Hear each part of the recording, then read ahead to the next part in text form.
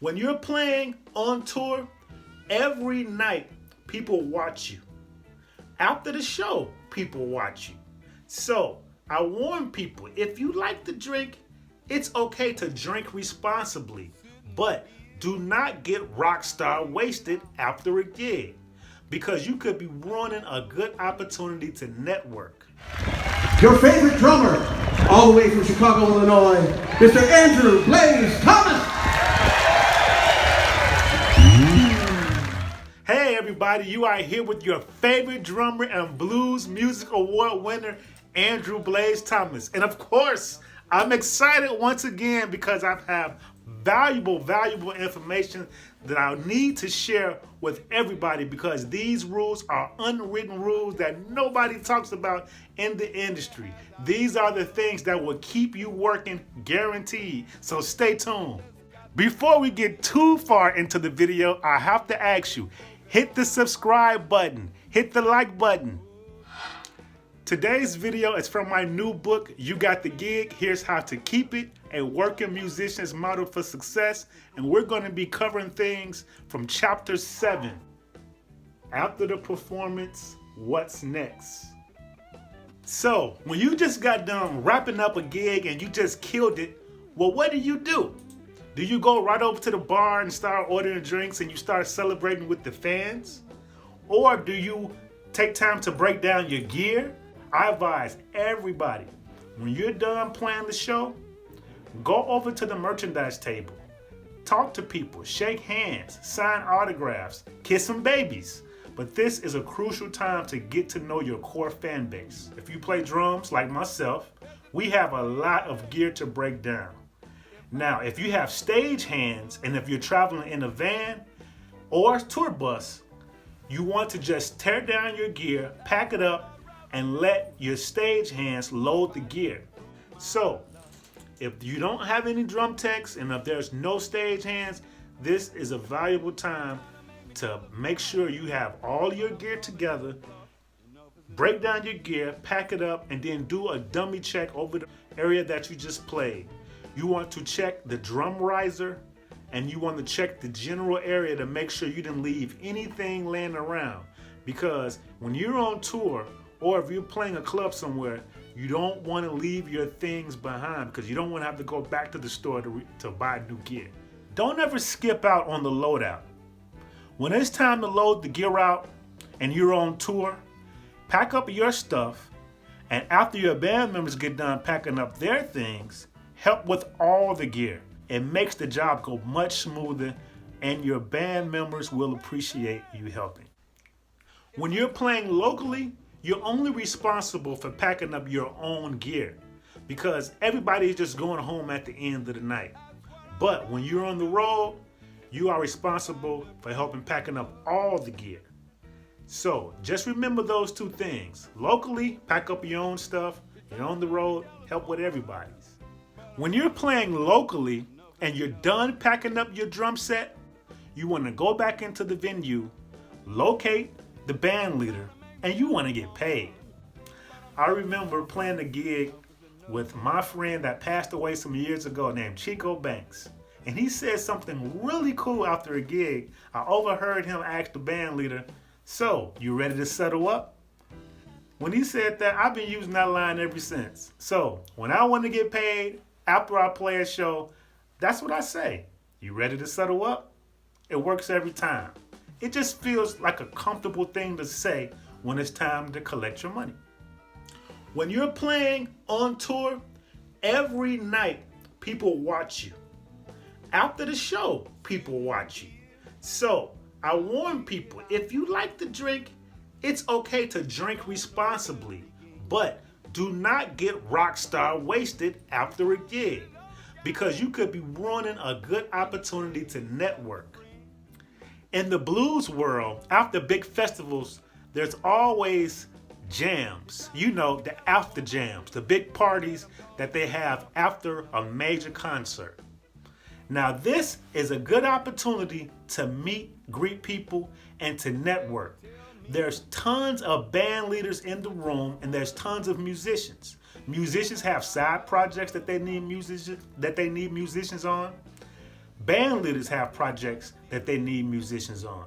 So if somebody has a big time recording project, or if they have another opportunity for a job to be opened up in their band, they do not want to meet you, and you don't want them to meet you when you're at your worst, when your speech is slurred because you had too many drinks.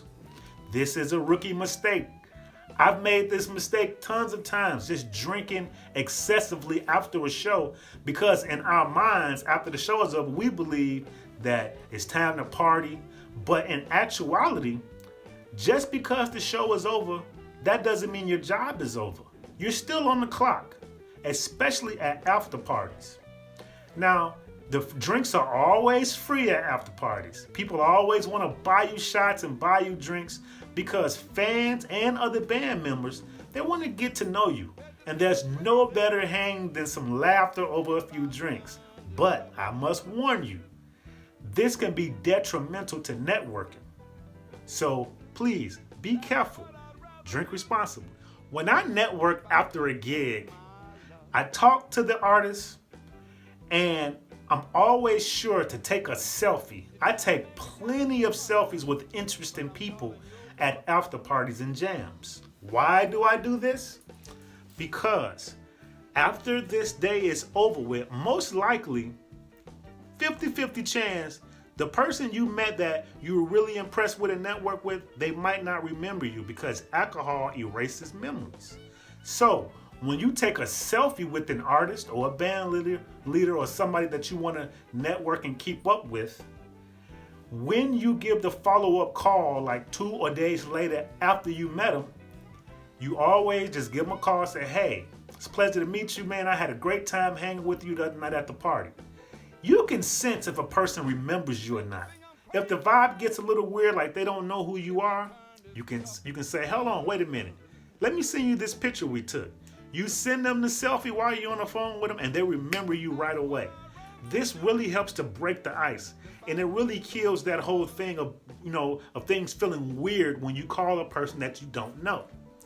Networking is very important, and if you do it like this, the person that you call and send the selfie picture to, they not only have your contact in their phone, but they also have a picture with them in the picture with you.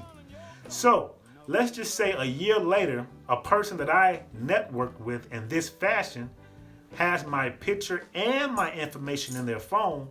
When they come through Chicago, if they need a drummer or if they need a drummer for a project, they remember me, because it's something about facial recognition and the contact information that really puts 2 and 2 together, that makes your networking possibilities so much stronger.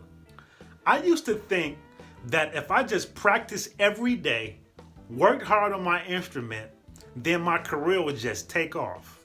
But it don't always work this way. Networking is very important for things to happen for you.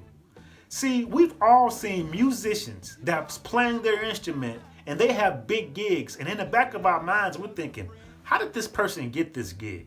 They're not that good. I'm better than them. I've been playing my instrument longer than they have. I've been doing this job way longer than they have. But you don't know what kind of networking they've done to get the gig. Networking has helped me out, but you have to get over your shyness and your ego to be able to network in a way where you just break the ice and people just enjoy talking to you and people remember you.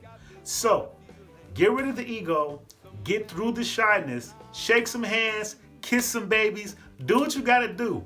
But networking is the key to consistent work in this business. Never discuss band business over drinks. 2 things can happen. The band can make a whole bunch of plans about how they're going to change their careers and do this and do that.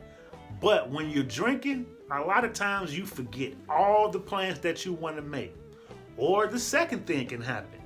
You can all of a sudden start having this big discussion about the music and what you're going to do. And artists are really sensitive, especially when alcohol is involved. And I've seen too many arguments happen over alcohol when the music is being discussed. All it takes is for one person to point the finger to the other about how they missed the note at the gig, and then the blaming starts, and then the ill feelings and all this type of stuff goes down, causing big fights. I've seen it. Alcohol and music business do not mix. So, this has been a presentation from my new book, You Got the Gig. Here's how to keep it, a working musician's model for success. I'm very proud of this book because this book discusses all the unwritten rules and all the things that us professional musicians live by. Advice. You know, these things are very important to maintain a successful career in the music business. Get your copy today at my website, andrewblazethomas.com, or you can find it at amazon.com. Thank you so much for tuning in today with Blues Music Award winner and your favorite drummer, Andrew Blaze Thomas. Stay tuned. Check out the playlist. I've got a host of videos with unwritten rules in the music business. Things that we all need to know. The things that these other YouTube drummers just don't talk about because they're busy talking about chops. But I've decided to take some time and do some in-depth discussions about what it's like and how to maintain consistent work and a lengthy career in the music business. You know, this little thing of ours. So stay tuned for much more and be sure to subscribe and hit the like button. Your favorite drummer, Blues Music Award winner, Andrew Blaze Thomas.